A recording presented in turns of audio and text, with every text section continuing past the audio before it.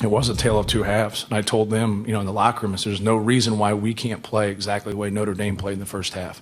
There's no, we can flip this. Our shots can go in. We can do a little bit better job.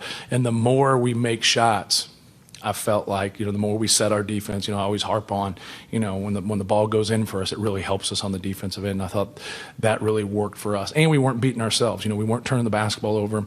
We rebounded the ball well in the second half. Matt Painter talking about his team's victory over Notre Dame this afternoon. The Boilermakers came out scorching the Nets after halftime. They went down big in the first 20 minutes against the Irish.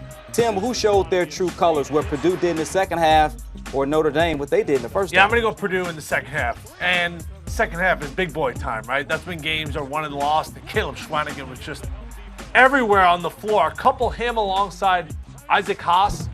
This is a team in Purdue that took Villanova right down to the wire. Now, I know that was a true home game in Villanova. That's a tough place to play, to go to West Lafayette early on in the non-conference season. Villanova's number one in the country. No doubt about it. Undefeated. And they took them down to the last possession of the game. So I think Purdue's a team that could make a run to the Final Four. Now, things are going to have to happen. Maybe they get lucky in a bracket. But they have two established NBA players in their front court. Not too many teams in college basketball can say that. The big thing for them is they need to make perimeter jump shots, just like what Matt Painter was saying. That's where they've struggled. Their guard play has been suspect over the last year plus. I think Notre Dame is the same team almost every year. Okay.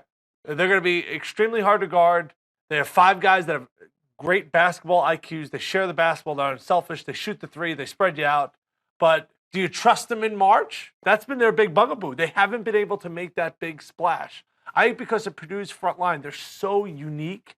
I think Purdue's a team that I think could really get hot and go somewhere. As for Notre Dame, nobody wants to play them all season long. They're a tournament team. I think they're anywhere between a 4 and a 6 seed.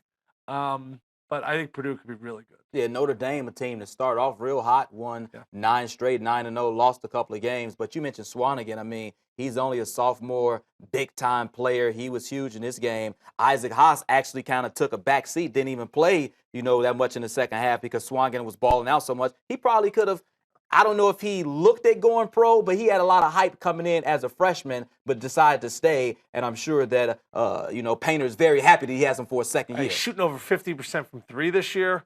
He can bang down low. He's got great strength. He's got a soft touch. He's going to be one of these guys that his game at the next level, they may try to morph him into a 5 at the NBA level. That's what happened tonight. Haas couldn't play because Notre Dame goes small. Right. And now he's in no man's land because now Notre Dame's 5-man's pulling him out of his comfort zone. This is just a bad matchup for him. Purdue's a unique team. Notre Dame's not a bad squad. Think about their losses. They lost to Purdue and Villanova. They're not bad losses, but I think Purdue has this crazy upside.